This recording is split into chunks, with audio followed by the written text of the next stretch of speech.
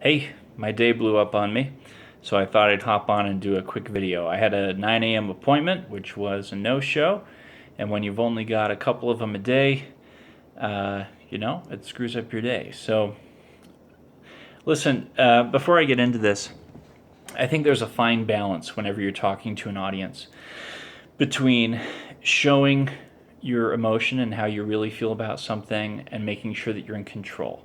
One of my worries is that if I get too emotional about how I think and feel, that you're going to think it's just hype and that it's not really sincere. So I think about that a lot.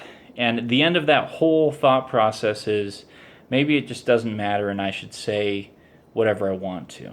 So I was thinking a little bit just over what's happened in the last couple of days. And just in the last 2 or 3 days, I've started to gain some major traction for a couple of my businesses out in Utah, and it's starting to get really exciting. It's that exciting stage when you're starting to see things come together, things are expanding, people actually want to talk to you, which is great. And it's going to cause, I think, some very interesting things to happen over the next couple of months. But it's made me think about the last 8 years or so. And it's crazy. It's been absolutely crazy. The last 8 years, personally and professionally. Lots of you knew me 8 years ago, and you knew me when I was working two jobs. I mean, I would work at the bank as a bank president. I would get off at 5 or 6 at night and immediately go to a restaurant where I would work until 1 or 2 in the morning. And on top of that, I was launching a side business. And what's crazy is those of you that thought I was crazy back then, many of you still think I'm crazy now. And I've even managed to garner more people into my life that think I'm crazy, which the observations that you can draw from that are pretty profound. But here's what's nuts. I've always given respect to small transactions, just as much as big ones. I think back to when I first got into the gold business. You know, some of you knew me when I was doing cash for gold. I spent maybe $150 to buy a gram scale and a jeweler's loop, and learn some specialized knowledge from this guy named Lonnie, who's been a great mentor to me over the years. It still helps me in real estate now. And I went out and approached somebody to buy a piece of gold on KSL Classifieds. I probably spent an hour on the transaction, an hour of my time, my free time, and I ended up making a mistake and I overpaid. And in that transaction, I think I made like $7 or something. So the average person would look at that experience and see it as a waste of time. But that little transaction, because I respected what I learned in that little transaction, I was able to leverage those same skills to larger and larger transactions until finally now at this point, me, my team, and a handful of partners are doing handshake deals the size of which would scare most people and do scare most people. Most people don't feel comfortable with doing the type of transactions that we're doing in real estate. We do property flipping. But anyway, what I'm saying is, a lot of you are aware that over the last 2 years I've started another business. I worked in the bank for a long time, and about 2 years ago I stumbled over an idea in travel, wholesale travel, and I now sell a travel membership, which is a couple $100, and for most people it's relatively small change.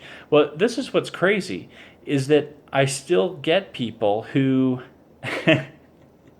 on at least every week I have somebody say, Ben, why are you messing around with something so small?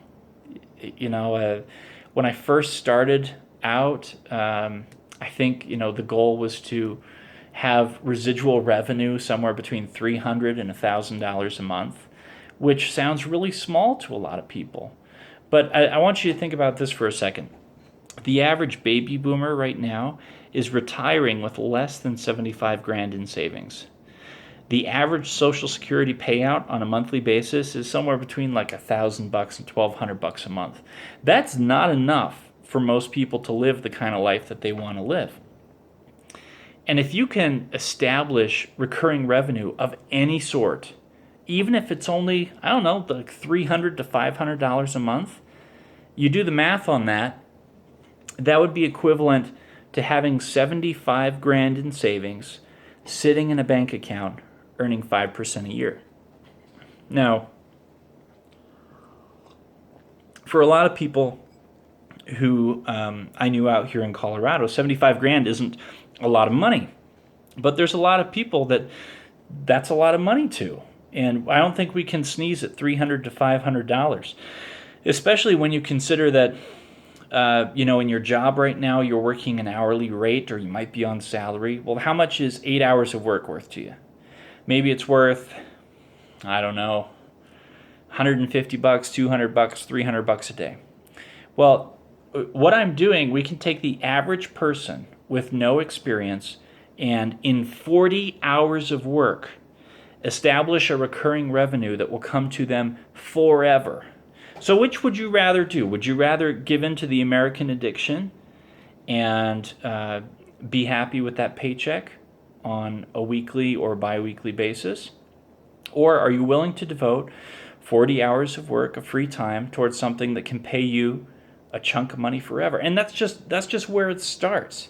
Anyway, what I'm saying is that we need to respect the small transactions as much as the big ones. And I want you to win.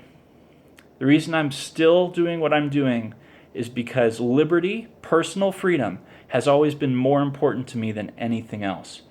And I want you to have that. I want you to be free too. For whatever that means to you. If that means you don't have to work a 60-hour work week, great. Maybe you can cut your hours to 20 hours a week or something. But anyway, I hope you get my point. Those are just a couple of my thoughts while I was sitting here thinking about what to do next. Hope you have a great day.